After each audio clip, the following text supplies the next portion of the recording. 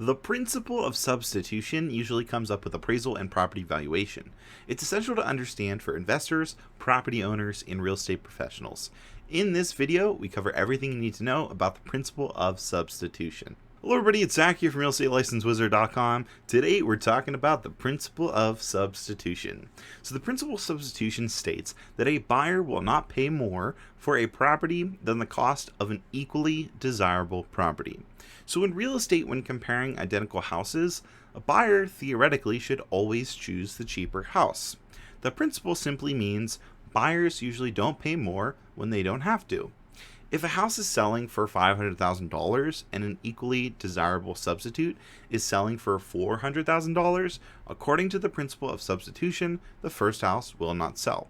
So what is an equally desirable alternative property? What exactly does that mean?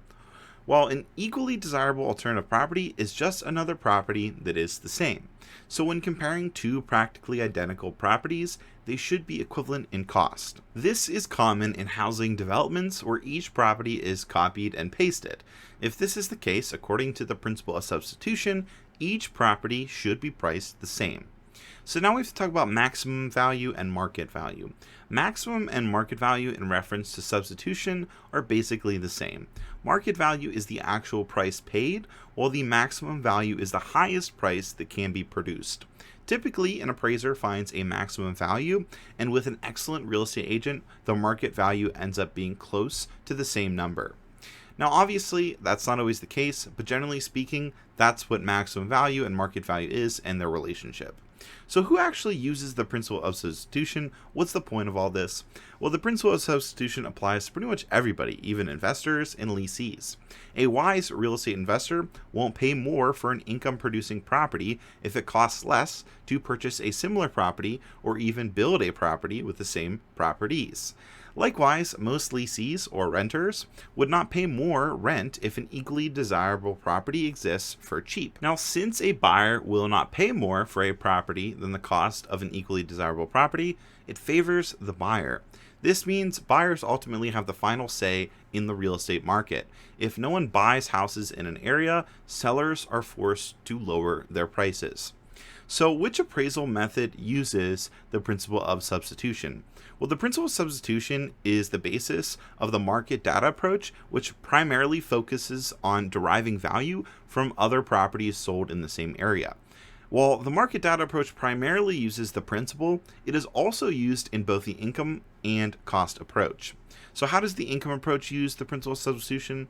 Well, real estate investors and landlords always want to make the most money possible. An investor generally needs to use the principle of substitution to determine a reasonable rental price. If rent is too high, investors will not be successful, and potential tenants will go elsewhere. As for the cost approach and its uses with the principle of substitution, if a buyer can build a house or a home for less money than purchasing a new property, usually they will. The cost approach looks at the exact price of a building or building a property. Of course, the principle of substitution would apply, as again, most people would rather spend less money than more. So, what do you need to know for the real estate exam? Well, when it comes time for your exam, you need to be familiar with the principle of substitution. Remember, the principle of substitution states that a buyer will not pay more for a property than the cost of an equally desirable property. Understand how the principle of substitution applies to real estate valuation and its respective appraisal methods, and you'll be good to go come exam day.